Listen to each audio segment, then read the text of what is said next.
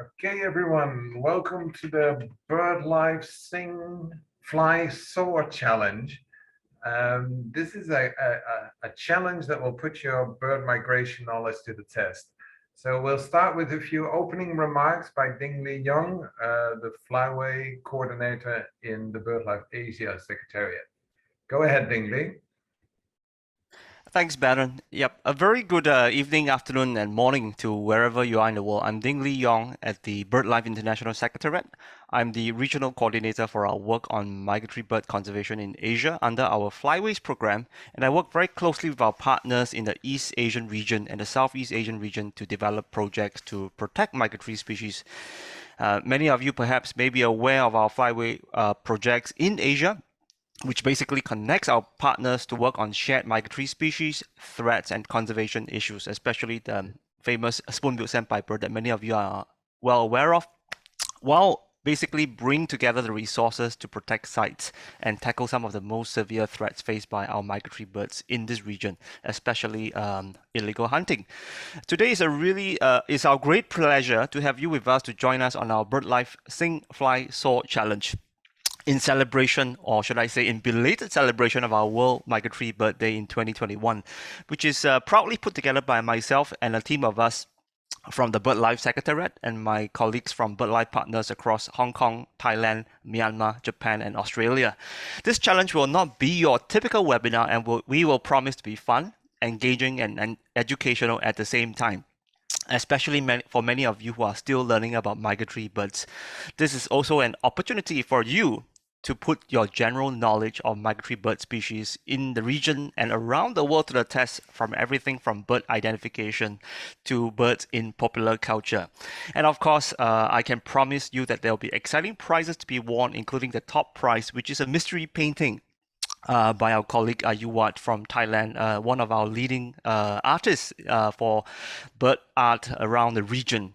Once again, I thank you for making time to join us at this hour today. I know many of you might just be finishing off your work for the day, and I would like to hand the floor right now to my colleagues again, Baron and Kenneth Lam, who will bring you into the rules and regulation of today's program. So, throwing the floor back to you, Baron.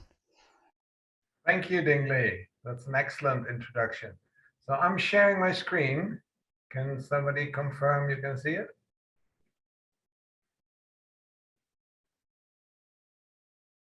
Is my screen on screen? Yes, that's good. Oh, thank you. So yes, today is the big BirdLife Sing Fly Short Challenge in honor of the World Migratory Bird Day, as Ding-Li explained. And we have put this together to be different from the normal webinars, because the normal webinars tend to be a little bit boring. So, and we want to give something to you. So we have a few great prizes. So, but let me run you by what we'll be doing today. So we have, together with experts from the region, put together 20 questions, fairly eclectic questions covering anything from bird identification to cultural elements to adaptations, etc., etc.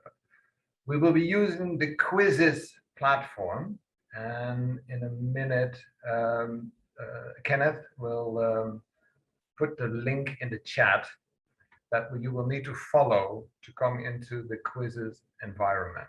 So during the challenge, you will be looking at that screen and not at the webinar screen. But don't worry, you will still hear us because the sound will continue.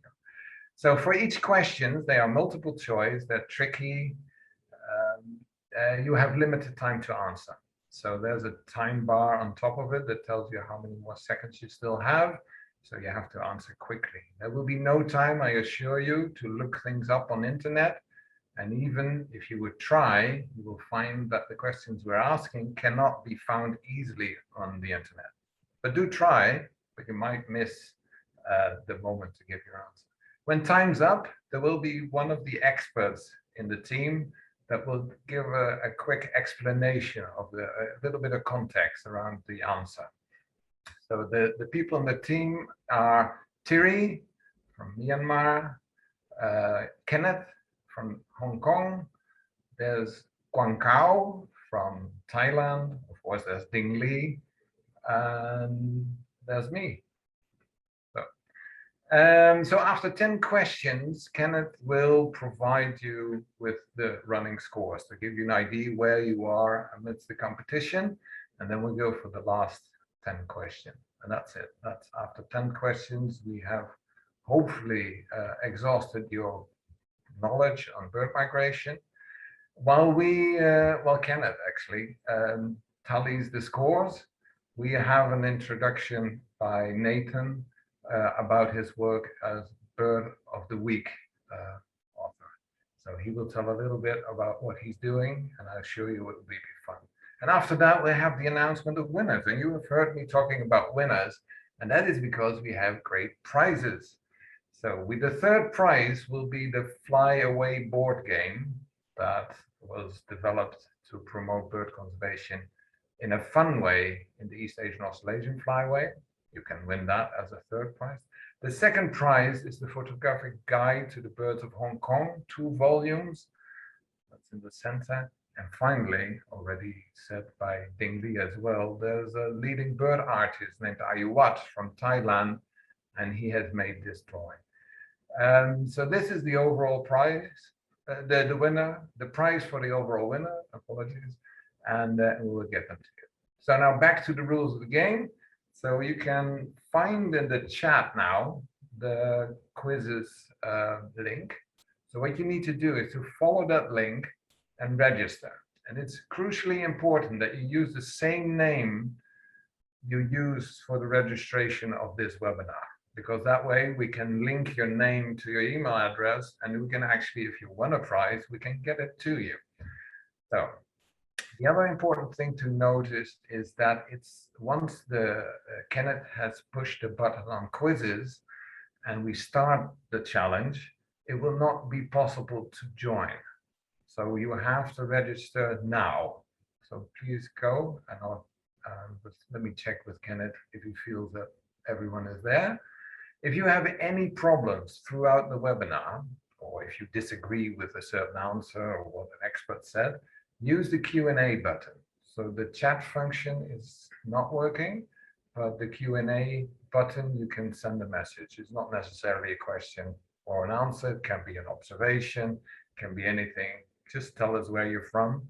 And Ding Li and Danielle will be looking out to make sure that all the questions are answered. Okay, so Kenneth, can you give me an update whether you think all the people in the room have signed up? We have 21 people now. Come again, Kenneth? I didn't understand. We now have 22 participants registered. Okay, so people, there's still a few people of you that need to register to the quizzes.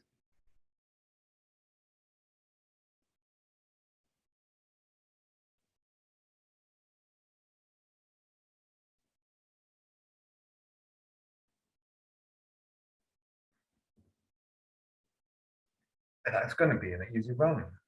So, okay.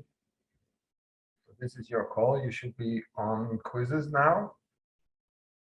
Does anyone experience problems getting on quizzes? Please post a question in the Q&A box. So you can find the Q&A at the bottom of your screen. If you roll your cursor downwards, you will see a series of icons.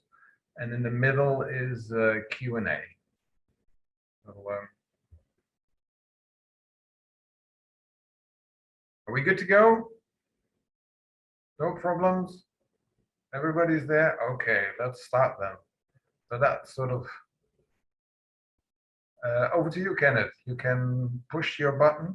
Let me see if I'll, so I'll have to share my screen again so I can actually see this. Yes.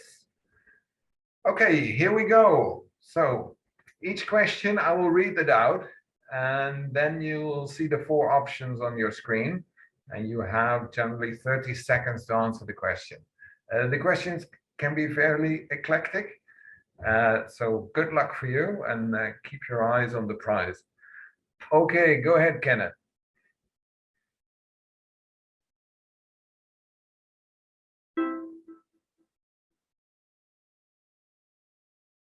So what are these Blackface Boombills doing? Are they feeding each other, preening each other, practicing for hunting, or fighting?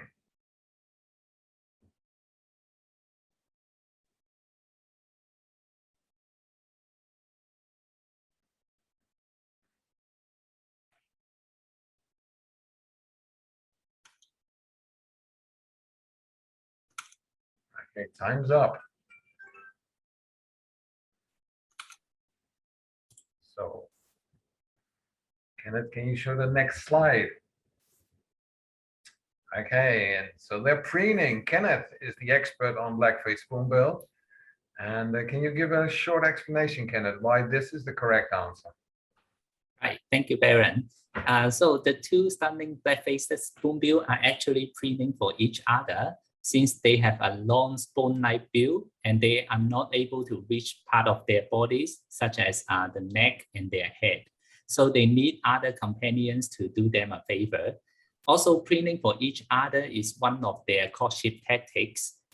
During the mating season, males will make their feathers fluffy and call out in low sound to attract females. And once they are together, the couple will preen each other's feathers to show love and care. And the male will also do this for the female throughout the entire egg laying process. So thank you. Over to you, Baron. That's excellent. So this is why they're doing it. I trust everyone got this one right. So just to set the stage, this is one of the easy questions. Okay, let's move to the next question.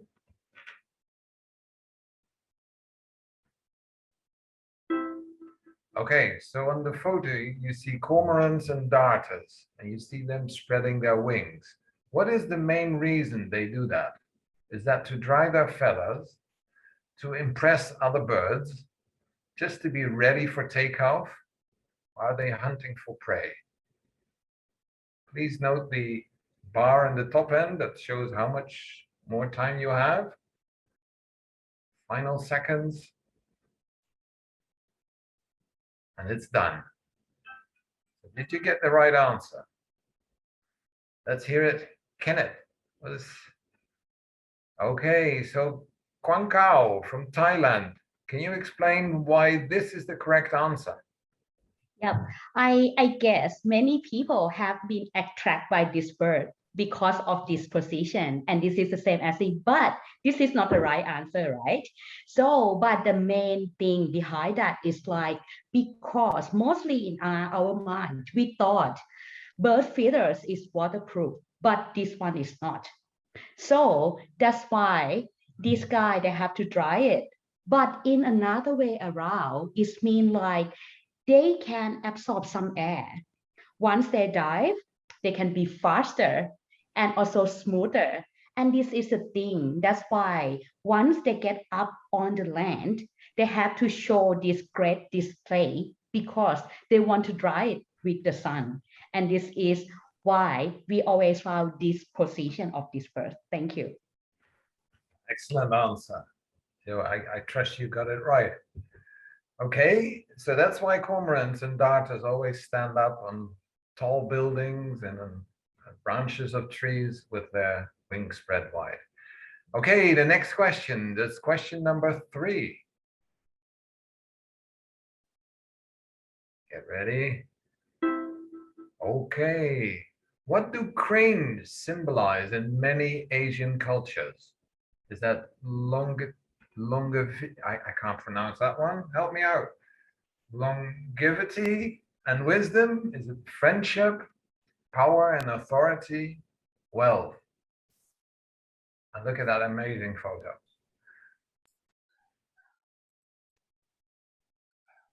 Okay, final seconds.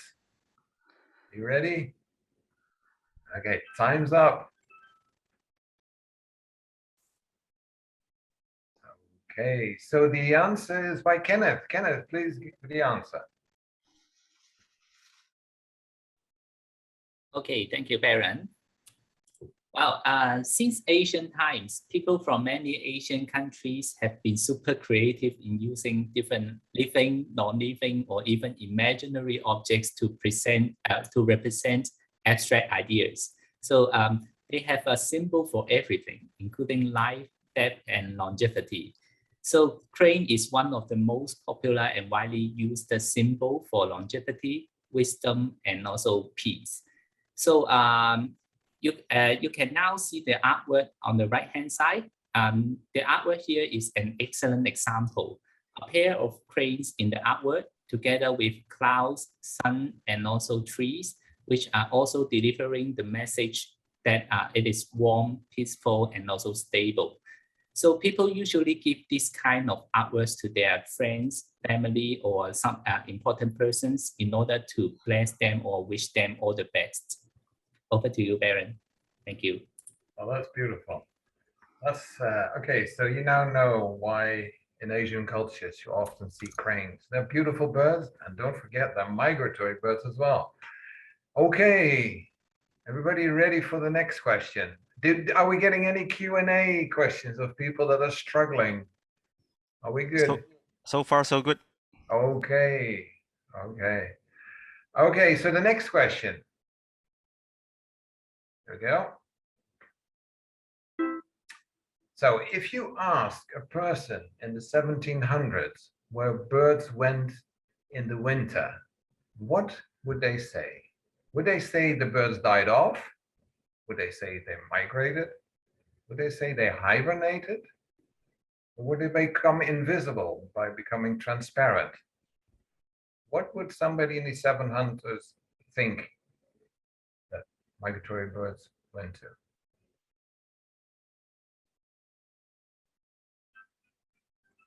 Okay, time's up. The correct answer is people thought they hibernated. So until the early 20th century, there was absolutely no consensus of where birds went over the winter. People assumed that they were like mammals, that birds hibernated. It was even popularly believed that swallows hibernated under frozen ponds. And even as late as the 1700s, Charles Morton published a lengthy pamphlet where he proposed that birds actually flew to the moon in the winter months. And he even calculated how long that would take a bird. And he predicted it would take him about 60 days to get to the moon. So just to give an idea that it's not so, it's only very recent that we understand where migratory birds go. And especially in these last years, we've learned a lot. But in the 1700s, people just thought they went into a pond, like you see in the woodblock print. That's from 1555, and you see fishermen pulling up swallows that supposedly were hibernating in the lake. So the correct answer here was people thought they were hibernating, but there's some room around it. So, but among the proposed answers, hibernated was the correct one. Okay, so I hope you're still going well. Let's move to the next question. That's number 5. So Bartel Gottwitz holds the world record for the longest, non-stop migratory flight. So how far can they fly without a break? Would it be 3,457 kilometers, 11,200, 27,300, or 12,200? Oh dear, time's up. How far can they go? Bartel Gottwitz, specialist. Okay, next question. So Thierry will answer this question. Go ahead, Thierry. Hello. Hello, everyone. Yes, go ahead, Thierry.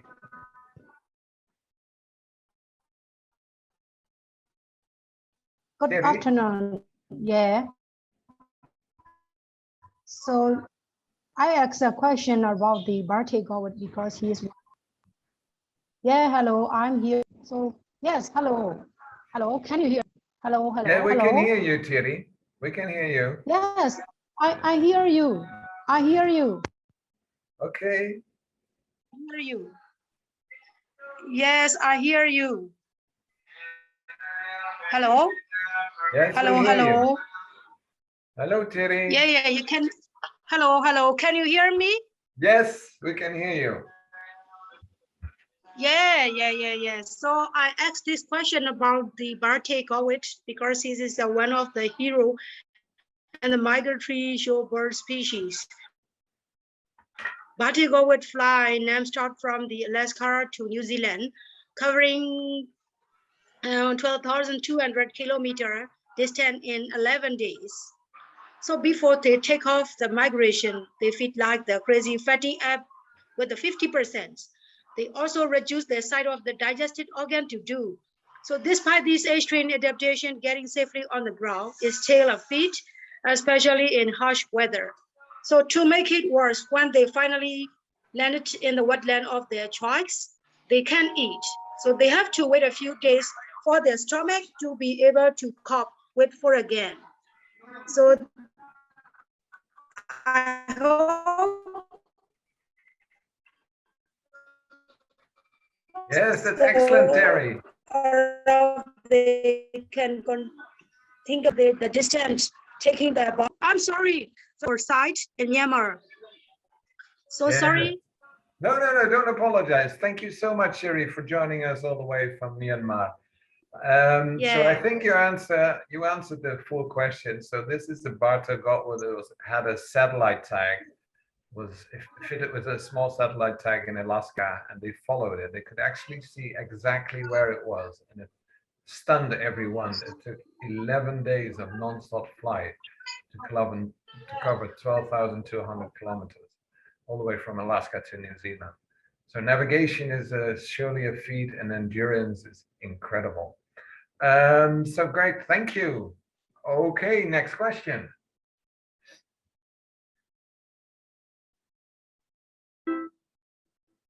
Okay, what is the highest flight altitude a bar-headed goose has been recorded on during its migration? So bar-headed goose in the photo, can it fly up to 7 kilometers? Can it fly up to 5 kilometers? Can it fly up to 9 kilometers? Or can it fly up to, that's behind, 8 kilometers? So what do you think is the highest ever recorded? Okay, time's up.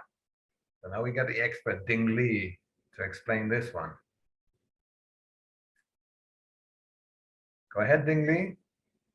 Yep, thank you very much, Baron. Yeah, the bar-tailed godwit is one of those birds we have in the Central Asian flyway. A lot of these bar-tailed godwits, bar-headed goose, they breed in Mongolia, and they breed on the lakes up in the Tibetan plateau. So when these birds they head towards their breeding area, the wintering areas on the Indian subcontinent, they have to negotiate the Himalayas. So in having to negotiate the Himalayas, as we all know, the Himalayas are effectively the roof of the world, right? The highest mountain range on the planet. And you've got peaks like Mount Everest that shoots up to nearly 8,900 meters. So for the bar-headed godwits to go through the Himalayas, they have to go through peaks that are nearly 9,000 meters in elevation. I hope that explained the question. It's an incredible feat. It's an incredible physiological feat among migratory birds. You know, for these the bar-headed goose to fly across the Himalayas. Yeah. Thanks. I hope that put things into perspective. Thanks, Baron. Keep mixing up with the godwits, yeah, because it was the slide before. Yeah. So you can see that also Ding Li is totally confused by the tricky questions we're asking. So this is about a geese, not a godwit. And just a flag on the photo, you see a pin. Those are those pins some people wear to make their attire more fancy.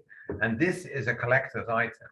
So just in case we run a draw among the prizes, I'm willing to sacrifice my collectionable pin as an extra prize.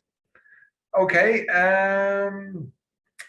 let's go to the next one. This is, next slide, please. Just a friendly reminder, please click on the video to watch for the next question. Yeah.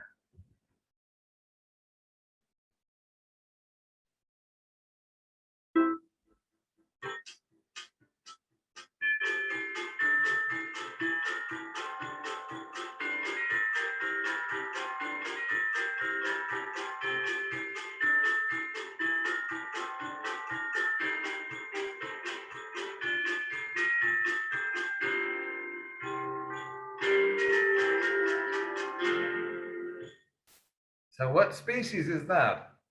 Is that Eurasian wimbrill? Is that Far Eastern curlew, Eurasian curlew, or little curlew? Which species was drawn so expertly by Mika?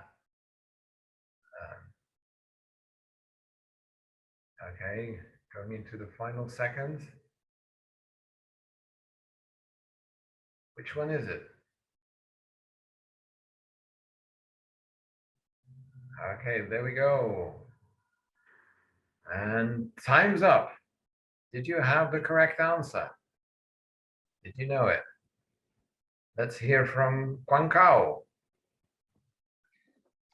I hope you can get the right answer, right? And did you know this painting will be the first prize? No, I'm joking. Okay, don't surprise. I just joking. So, but anyway, for this one, I think the way that she tried to draw is really make a great attention of the highlight of this species. The first thing that I want to point out is about the really long bill, and I can see this one. Mika, she tried to make it very clear. It's very long, right? And another thing is like the stake under the wing, and we can see that beautiful pattern. So that's why this is not that hard to guess what is this species. But apart from that, this species is one of the most beautiful species that we can find along the flyway. So that's why in BirdLife Australia, they also have a kind of the action plan to protect this species. But more than that, if you want to see the real one, and maybe not too far from you, just visit us in Thailand, in Park Tale. They have a great of this group. And this is the season. Be ready, book the flight, and book the hotel. Our government open the country next month. Thank you, guys. Well, that's excellent promotion for the Far Eastern curlew and visiting Pak Tale. And I've been there and it's a great site. And I saw the Far Eastern curlew there. So, okay, we're at going to question number 8.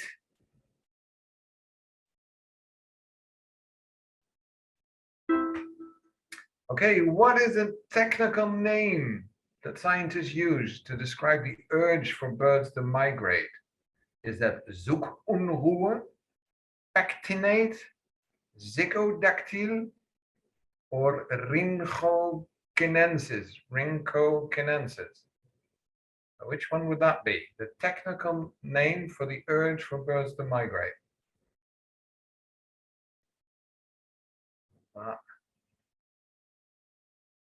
Okay, time's up. That's an easy one, isn't it? Okay, so the correct answer is zoekonroer, and I've been selected as the panelist to explain this one, as I'm from the Netherlands, and this is a German term. And zoek means move. Unruhe means restless anxiety. So when the birds get all itchy and they want to move, you know, they get ready for migration, it's called zoekonroer. And it's also coined, the term zoekonroer is also coined by many artists. So this is a photo of a theater show all about the unrestlessness. I don't think it went deep into what migratory birds do, but the technical term is ornithological. Okay, I trust you had that one right. So let's move to question number 9.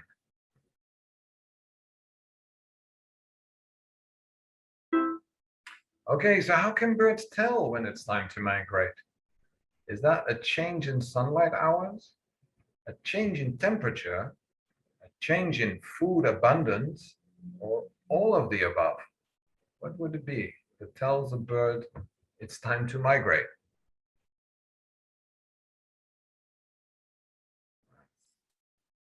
This is a tough one. Okay, and time's up. Okay, so Quang Cao, explain, what is the correct answer? All right, I'm not really sure like you can get the right answer, because even myself, this one is very tough one. But the right answer is about the sunlight. And so this one is quite related about one word. I heard even about our humans. We have one word that we call biological clock. It's relate about our body to remember something. And for this one, it's the same as the bird. The bird, once they're in one place, this one will detect about their system. They quite realize something change about the period of the sunlight time. So that's why they will remember this one. And once this change, it means they know it's time to migrate. But in another thing around, it means if we move them to other place and let them keep this memorized, their hormone and also this biological clock will change too. So this one is also good to guess, and you can search more information. This one is very interesting. Thank you, guys. Excellent one. So yes, it's the daytime length. So everybody ready? So the next question is question number 10. And after that, Kenneth will tell us where we are, how many correct answers. Will there be anyone in this pool that has all the answers correctly? That will be amazing. So let's see. Okay, next question, Kenneth.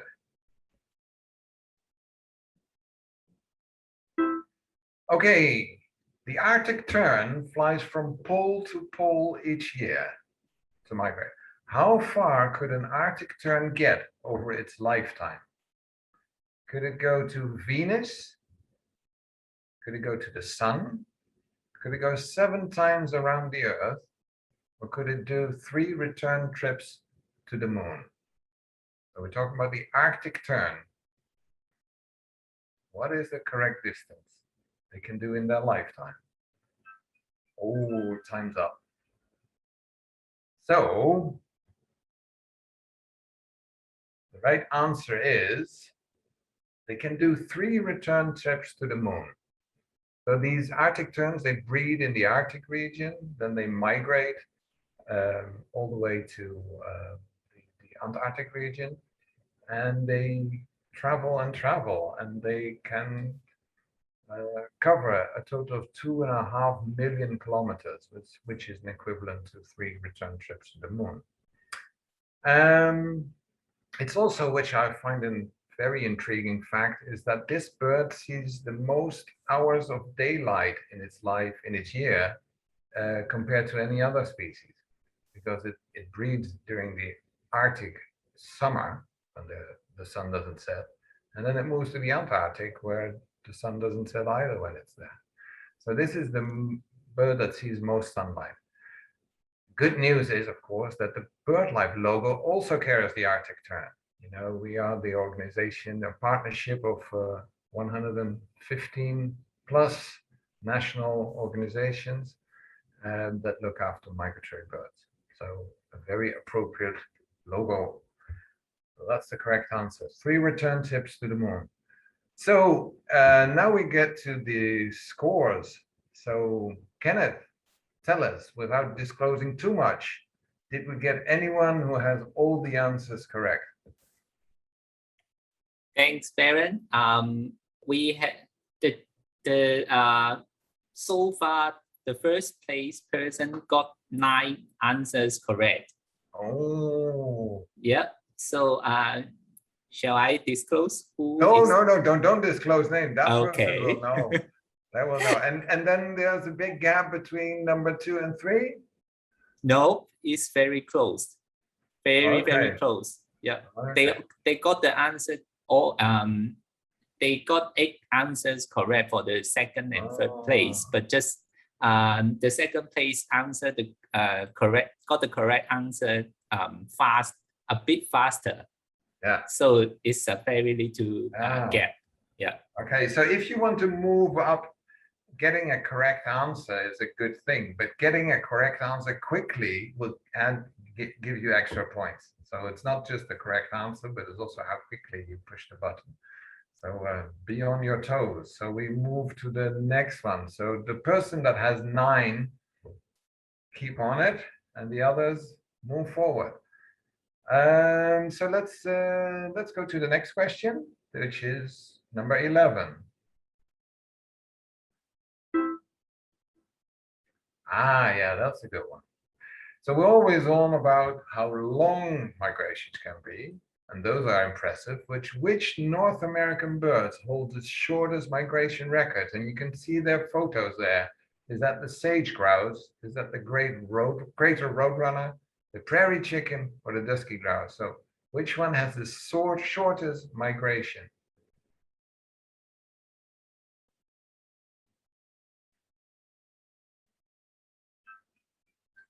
And time's up. Let's see. So the correct answer is a dusky grouse. What these birds do is they move down the mountain. And so in the changing season, so when up the mountain there's a lot of snow, they just go downwards. And generally, that's not further away than 50 kilometers. Even the shortest ever recorded migration from the breeding to the wintering ground was only 400 meters. So this dusky grouse is a migratory bird, but it doesn't go far. Okay, next question. Okay, the next question would be another video clips. Get ready. Yeah, so you have to click on the video. And which species are we looking at? Drawn by Mika. Is that a Blackface Boombill, intermediate egret, spoon-billed sandpiper, or reef egret? Now, that girl can draw, can't she? This is amazing. So which species was it?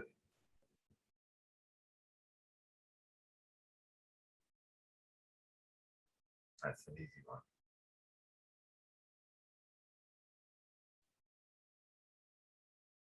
And Mika will be so delighted if all of you got this one correct, which would sort of mean she's a great artist.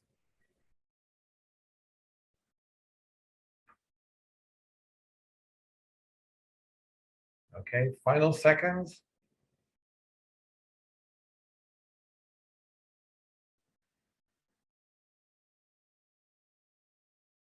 And time's up. Okay, I think Kenneth, you're going to tell us what is the correct answer. Thanks, Baron. Wow, it's a Blackface Boombill again. So apart from the long spoon-like bill, their facial pattern is also special. The black skin extends across forehead, back to eyes, and surrounding bill base, and they also have a small yellow preorbital patch, which is an essential feature to tell them apart from the other birds.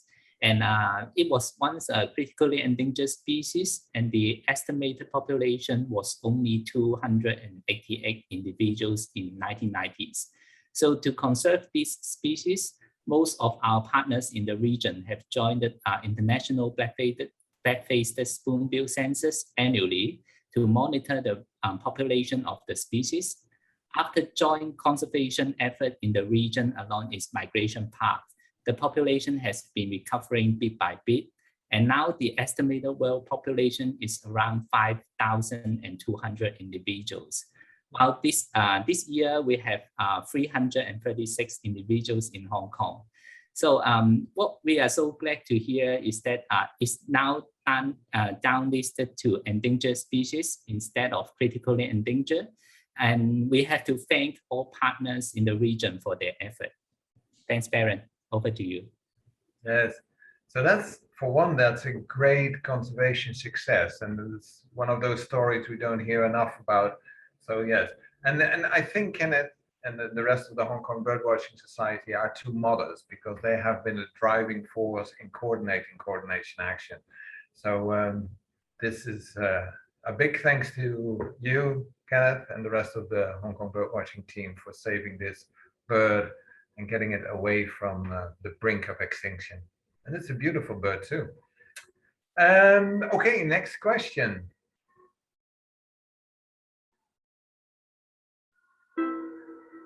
Oh, okay, this is the Guinness World Record of origami cranes was set by 20,000 people in 2017.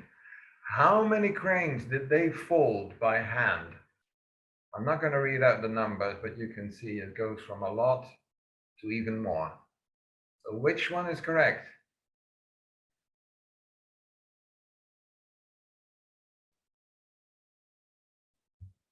Oh, time's up.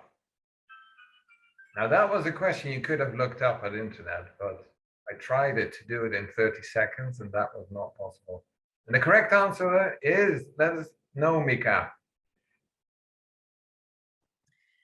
Yes, Baron. So the correct answer is 330,380 cranes. And then it's actually made by 20,000 of the Okinawa people. This made the longest origami crane lay in the world in 2017, which is the 9.7 kilometer. So the previous record was the 7 kilometer in 2013 by the Hiroshima people. So you can imagine how hard they worked for peace. Thank you very much. So how long does it take an individual to fold a crane, an origami crane? I don't know, but the Guinness record is like 100. The origami crane was made within like 54 minutes. Oh my God. By just one person. I think about 5 minutes, right, per crane. That must be really stressful. Okay, so that's the correct answer. Okay, moving to the next question, which is question number 14. Okay, this is an in-depth conservation site question. So in which site in Myanmar is Banka, the BirdLife partner, working on the bears poacher conservation, on the conservation of bears poacher? Is that Nantai Island, Cabo Razi, Priuf, and Palag Lake of the Gulf of Motama? So which site in Myanmar is Banka working on bears poacher? Time's up. That's a tricky one. So who better than Terry can tell us about what is happening in Myanmar? Over to you, Terry.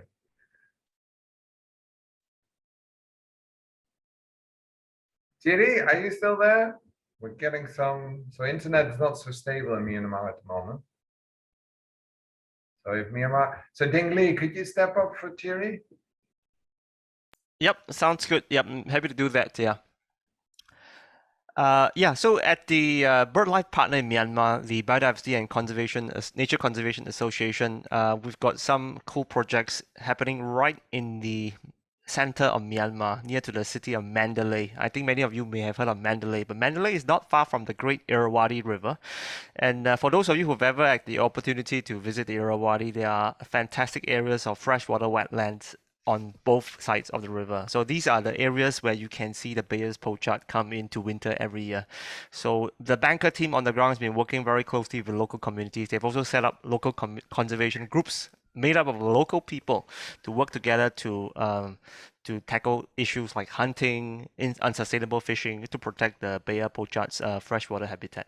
Hope that explains this question. That's a great. So can you give us an idea of how large the world population of bears poachard is?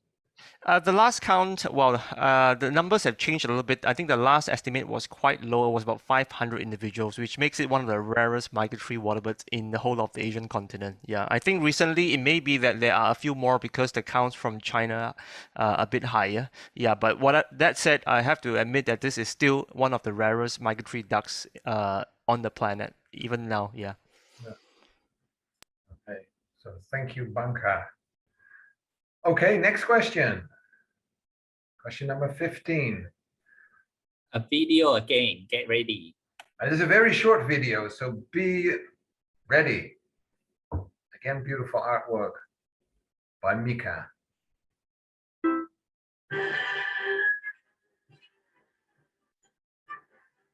Which one is this? Is that a great egret, a red-crowned crane, Siberian crane, or Sarah's crane?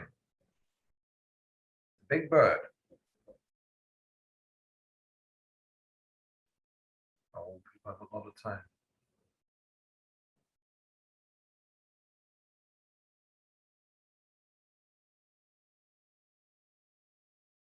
So,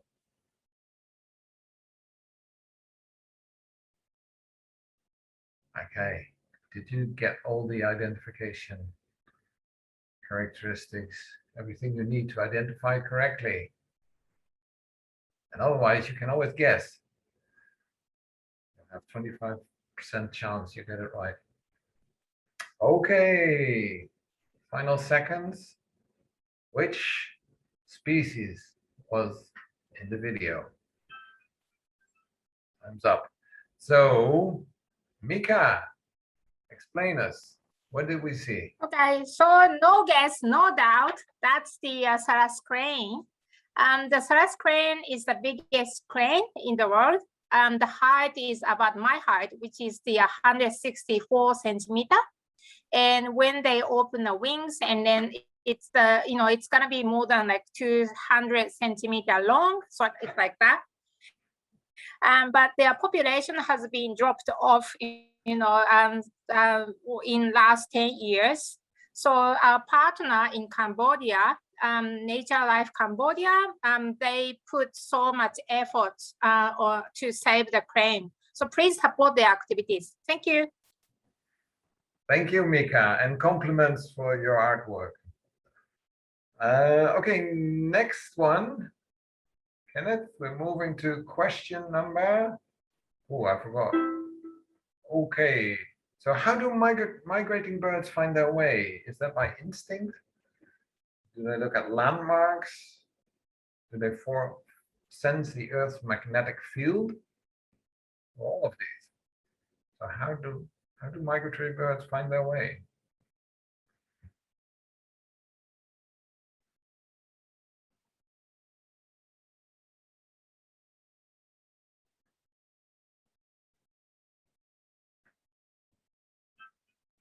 Okay. Time's up. So Ding Li, explain us. How do they do it? All right. Yeah, back to me on the migration of birds. Yeah, migratory birds, they use a lot of different strategies to figure out their migratory routes. Yeah, for many of the world's bird species, they are instinctively programmed to migrate. Yeah, but there are also many migratory birds that actually make use of the Earth's magnetic fields to find their way on their journeys from their breeding grounds to their wintering grounds and back again. And then, of course, also building onto what Mika has just mentioned just now on cranes. A lot of cranes, the young cranes, they learn the migratory routes and journeys from their parents. So you can often see cranes, for those of you who are lucky to observe cranes on migration, you can often see little families of cranes migrating together, the papa, the mama, and the chick. So putting all these things together, the quick answer is that birds use a combination of all of the three possible options on their migratory journeys. Yeah, excellent. And if you are not lucky to see cranes, many geese species also travel in family groups. Okay, all correct answers. I suppose people are getting nervous when they're close to the winning score. So let's move to the next question. Get ready. Okay, this is a really obscure question. So which migratory bird was featured in the 1992 movie Birds by the North Korean director Rim Chang-bun? So which species, migratory species, was central to this movie? This is obscure. Okay, the Darien Starling, Sanders Girl, Ruddy Kingfisher, or Blackface Boombill again? Time's up. Wow. Okay, Ding Li, I guess you're the only person who actually seen this movie, so explain. Actually, this movie is based on a well-known story of a father and son who was basically separated from each other when the Korean peninsula was divided up in the 1950s. The father, who was an ornithologist, was separated from his son, who went into the Republic of Korea. And it was through a really humble, a really common migratory bird on the Korean peninsula that they were able to tell, despite being cut off from each other for years, that they were both alive. And this was the humble Darien starling. Folks in Southeast Asia would know this bird, and folks in Korea would also know this bird. A bird that was one individual that was ringed by the son was recaptured and brought to the brought to the attention of the father in the north, and that's how they knew that each other were alive in the divided Koreas. Yeah, so it's a very poignant and very touching movie at the same time, and many Korean ornithologists would be aware of the story. Yeah. Excellent, thank you.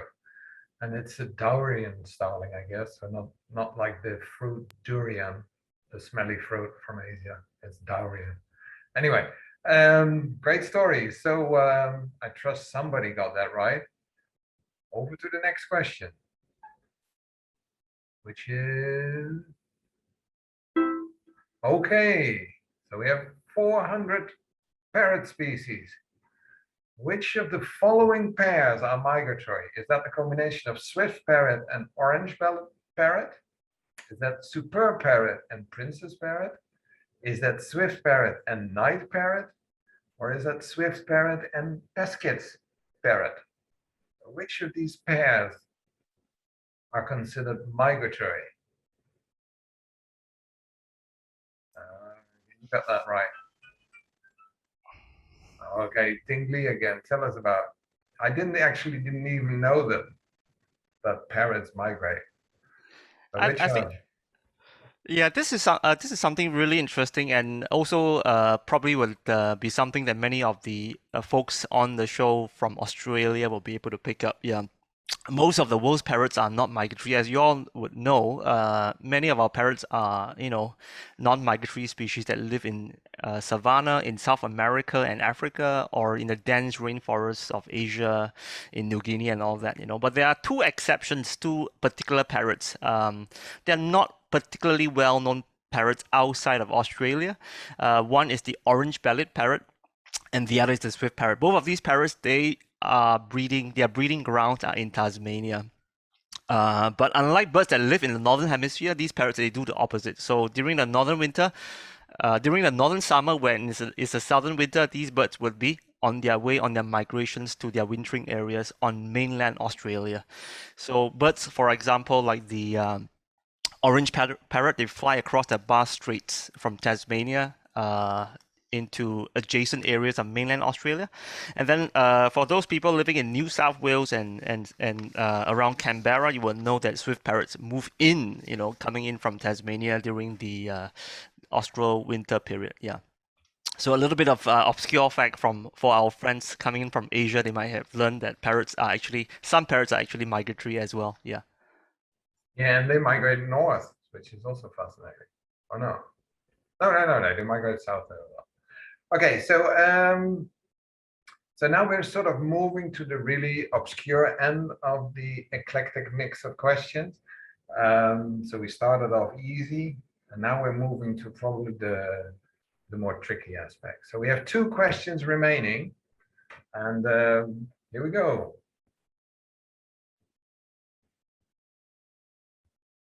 Okay, so how many toes does a 3-toed parrot bill, the Holornis paradoxus, have? So how many toes does a 3-toed parrot bill has?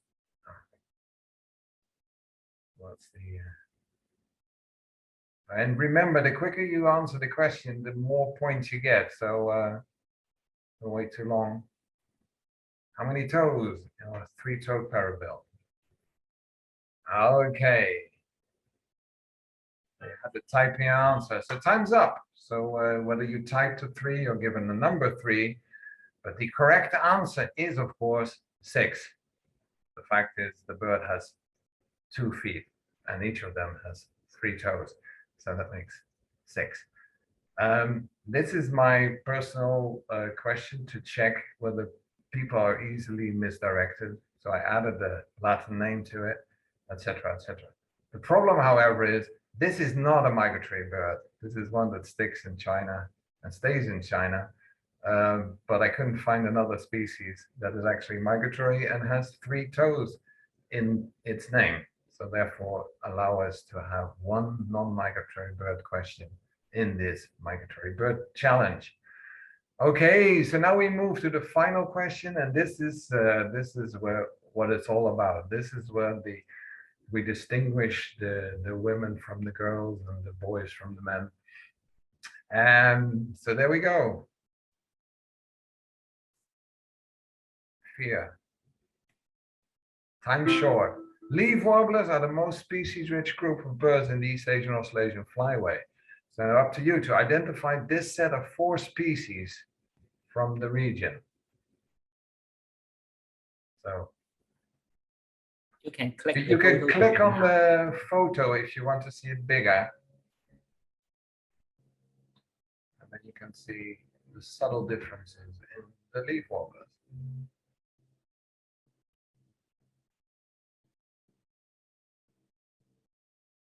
We've given you a little bit more time for it, but not enough for you to dig up your bird guides. This is it's all about your field credibility. It's probably too late to look at the bird guide now. It is, it is. So time should, last seconds ticking away. Get your answer in. I'm really curious if anyone got this one right. I definitely would have flunked it. Anyway, so time's up. Okay, Ding Li, tell us about the horrible world of the leaf warblers. So this is just a sample what an average bird guide looks like. Scary. Leaf wobblers, well, leaf wobblers, everybody loves them, right, don't they? Yeah. Leaf wobblers are really the most confusing bunch of migratory birds in the world, but lots and lots of leaf wobblers can be found in Asia. Asia is the hub of leaf wobblers, and the vast majority of the leaf wobblers we get here in Asia are migratory. Many of them are long-distance migratory birds. A few of them are short-distance migratory birds, and then even fewer are moving up and down those mountains. Yeah, the 4 examples of leaf wobblers you've seen here are actually 4 of the more recognizable ones. All right, if you look at the top left-hand corner, this leaf wobbler, if those of you who are seasoned bird watchers, you will notice that this leaf wobbler has very thick tarsus or legs, and this is one of the key identification feature of the red wobbler, which some of you in Europe may also have seen as well.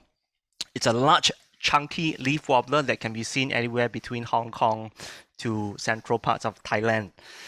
And then if you look at the top right photo, you see an upside down leaf wobbler. This picture would be beneficial to our bird watching friends in Hong Kong and South China.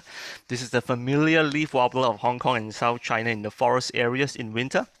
This is the hearted wobbler, and for those of you who know its behavior, this wobbler tend to like to creep on twigs and branches like a nuthatch. So by showing you the distinctive posture, many of you are probably able to figure out that this is the hearted leaf wobbler. I hope that was so far so good.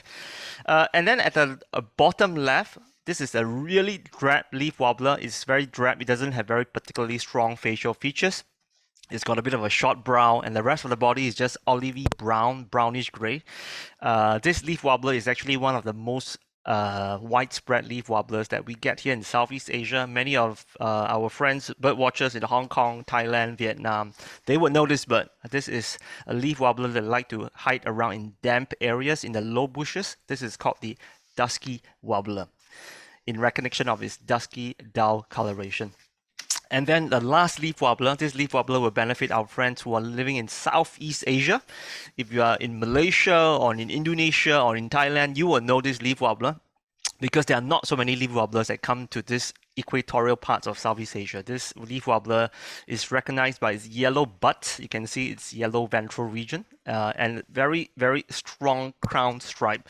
This leaf wobbler is usually seen in forested areas. Sometimes they join the mixed flocks. Yeah, but if you look at them long enough, they're actually quite distinct. Very strong crown patterns, yellowish butt, and a very olivey green kind of plumage. This is none other than the Eastern Crown Wobbler. Friends in Southeast Asia would know this very well. So if you put all 4 together and you've birded around the region, we have the red wobbler, the hearted leaf wobbler, the dusky wobbler, and the Eastern Crown Wobbler. I think that is the correct answer for the final question. Thank you very much. If anyone is doubting whether Ding Li should ever write a guide on birds, they shall now convince. And actually, I can tell you, he already wrote a book to identify birds, including a whole bunch of leaf warblers. There's one question by, let me get the name, by Belusa Kwong, whether we could show the picture again. If we have time at the end, Kenneth can show the picture at the end, and we can chat a bit more about the subtle differences between them. But there's clearly, interestingly, you found a following on your explanation. For me, they're all just little brown jobs. Okay, that was the final question. So what now happens is that behind the scenes, Kenneth is looking into the answers. Like I said, it's not just the correct answer, it's also the time you took to get to the correct answer. And that will make a ranking. And we have these great prizes. So we have the Fly Away game, we have the Bird Guides of Hong Kong, and we have the beautiful drawing by Ayuwat. So, because we need a little time to get things together, to check and double check and look at it from different angles to identify the winners, we now have a little intermezzo by somebody who was of great help, helping us find bird trivia related to migratory bird, and that's Nathan Finger, well known from the Bird of the Week email list or from the podcast. And I will stop sharing my screen, and if you can please move back to the webinar environment, because Nathan is going to show some slides and he will talk a little bit about his work. But first of all, Nathan, thank you so much for helping out. If there's one person on the planet that knows an incredible amount of crazy facts about birds, it's you. And it was a pleasure that you could contribute to this quiz. Okay, over to Nathan. Thank you, Brand. Yeah, no, it was great to help out. I'm just sharing my screen here. Yes, so hello, my name's Nathan. I'm based in Australia, as you probably tell from my accent, in Canberra. And I helped to write some of the questions that you answered tonight. So I guess if you have any issues with them, I'm the one to blame. But in my defense, I'm probably going to say it was the fact checker's fault if there was anything wrong in there. So now I have strict instructions to talk for about 5 minutes to give them time to finalize the scoring. So you just have to bear with me for a few minutes. Now, if you did enjoy this evening's quiz and you're thinking, hey, you know, I could use some more fun-filled bird content in my life, then boy, do I have the thing for you. It's a little silly project I run called Bird of the Week. It's a sometimes humorous, sometimes factual, all times about birds email that I put out once a week. So it's basically a weekly email about birds. And I also do occasionally put out an odd podcast as well, talking about birds and just the crazy antics they get up to. Now, at the moment, we're in the month of October, which is the month of Halloween, and we're doing a special on spooky birds for the rest of the month. So while I've got you for the next couple of minutes, I thought I'd give you a little preview of what our next bird is going to be. And so I know what you're thinking, you know, what bird out there that, you know, elicits a feeling of dread or horror, something appropriate for the Halloween season? Is it a raven? Is it some creepy bird of the night? Well, no, but it is a bird that has a long association with demons and is even named after the devil himself. It is the awful, the spine-chilling, the dread-inducing. Slide is not working. No, that's sad. It's the Lucifer hummingbird. Sorry about that. It's not moving. Can you stop and reshare again? See if that works. Has it frozen? Okay, sorry about that. New share.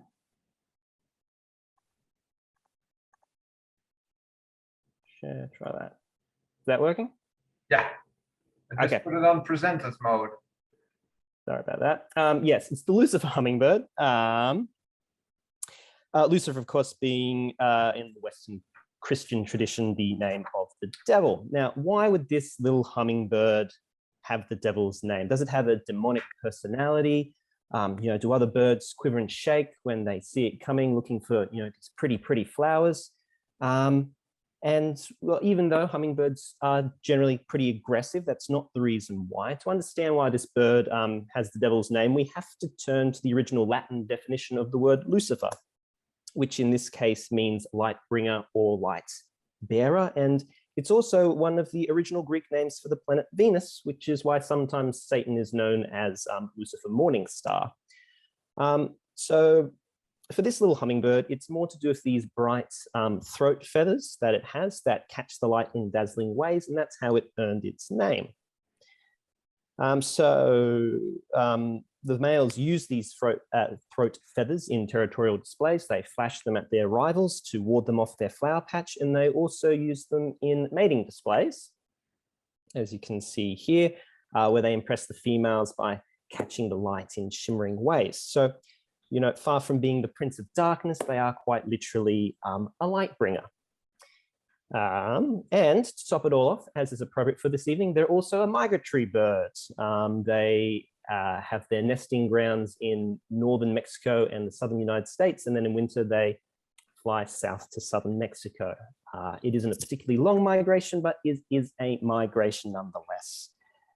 So that's just a little taste of the kind of weekly avian silliness that I get up to. And if that's the kind of thing that you'd like in your inbox, then you can just send me an email down here to weekly.bird@outlook.com. That's weekly.bird@outlook.com. And I'll add you to the mailing list. And there's no subscriber fees. There's no nothing. You get all the bird content you want for free. Yeah, thank you for everyone for tuning in this evening, for taking part in the quiz, supporting BirdLife, and listening to my inane ramblings and technical difficulties. And hopefully I can hand it back to Berend and we'll have a winner to announce. Yeah, exactly. So I've shared the email address that Nathan mentioned in the chat, and I'm getting his weekly emails, and it's every time it's a joy to read, and it's also incredible what he knows how to dig things up on wherever sources of information he get, which makes one worry why he doesn't have other things to do. So I have the impression that he spends a lot of time digging up and thinking and talking and writing about birds, but it's absolutely hilarious. And I do learn something every time I read it. So thank you. Do sign up for the Weekly Bird. And meanwhile, our behind the scene, Kenneth has now worked on adding up, and I don't know what exactly you have been doing. I hope quizzes has helped you to identify who are the winners. So Kenneth, over to you. Thanks, Baron. So let me share my screen first. Okay, you can see my screen now. Let me share or introduce our exciting prize again before we announce the winners. So first of all, we have a Fire Away board game sponsored by BirdLife for the third place winner. And next to it, we have a photographic guide to the birds of Hong Kong for the second place winner, sponsored by the Hong Kong Birdwatching Society. And last but not least, we have a spectacular artwork by Ayu Wat, our colleagues in Thailand. And this is his wonderful artwork. So are you ready for the winners? Yep. Yes, go for it. Yep. So let's begin with the third place winner. Guess what? Ta-da! So congratulations to Tanya Red. You are the third place winner. So that means you will be awarded the Fire Away board game by BirdLife. Congratulations. So a big congratulations. And can you tell us how many correct answer? It is 16 correct answers. Oh my God, that's really good. Yep. And shall we go to the second place? Yes.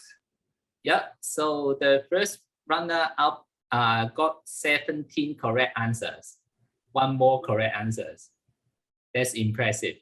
So congratulations to J Con. J Kong. Yeah, Wow. congratulations. You will be awarded photographic bird guide to the Birds of Hong Kong. Congratulations. Yeah, that's well done. And 17 correct answers. We should have made this quiz much more difficult, I think. Yeah. I was sort of thinking about maybe people, the maximum would be like 10 good answers and then probably guessing quite a few of them. Yeah, But, next time this we is can make a impressive. difficult one. More difficult one. Congratulations, Jay. Well done. Well, then as Now for for the big our, prize, we Yes. heard the roaring of the drums and all kinds of sounds, and there it is. Who is the first? And our winners actually got the same number of correct answers, but just faster. So congratulations to our winner, Brian V. Brian Way, you have Yeah. won iWatt's artwork. Yep, you have the amazing artwork from iWatt. I won it too. So I hope they are still around. Yes. And So- I go ahead. Yep, I just sent out my email address in the chat room. So for the winners, please contact me via the email and we will send the confirmation email to you. And we will send you the prize, no matter where you are. Yeah, that's good. That's a good promise. And there's no use cheating because we will be checking the people who will send in claiming their winnership. We were checking them with the registration. So that's, I hope you use the same name as you used to register for the webinar. And that's it. So thank you all. I'm really impressed. So you actually knew a lot. Let us know if you want to do more quizzes in future. We might get crazy and make them more difficult or less difficult. Shout if you want, if you have any questions you think we should be asking. So over to Ding Li for the closing words. I don't really have much to say. I know people are hungry and it's about dinner time here in Asia, but I think it was a great session. I think I've learned a lot myself. I mean, there were some questions that were pretty new to me, and I managed to, pick up a few new facts here and there. So I think it was good for me as well. Yeah, and I'm really grateful to my colleagues, Kenneth and Baron, for excellently hosting the webinar. This is the first time I think we ever run a webinar in the form of a quiz. And I think this is probably a more exciting way to get our friends, engage in migratory birds. So I know that a lot of us are very now used to those typical webinars whereby a speaker comes in and, go on for a while. But we hope to organize more of these activities for you in the future that will bring you into the world of migratory birds and their conservation. So passing the floor back to Baron. Thanks for that. Yes, thank you everyone for joining. You will have noticed that we from BirdLife, we have access to a crazy amount of knowledge about migratory birds. This is the fun part of it. Birds are fascinating, and the more you think about bird migration and incredible journeys that these tiny birds, sometimes tiny birds make, navigating, countries, mountains, seas, the more you learn about them, the more impressed you are. And therefore, we're making, as the BirdLife Partnership, every effort to conserve them. So we do have serious work as well. We do also serious webinars, but we thought this time we make it fun. After all, it is World Migratory Bird Day, and that's a celebration of migration. So thank you all for joining, and prize winners, do reach out to Kenneth. I think I will, just to make sure, I will put his email in the chat. Sorry, in the Q&A, in the chat. I think it's back in the chat, yeah. Yeah, it's so confusing. Anyway, thank you all for joining. I hope you had a good time, and have a great day. See ya. Thank you.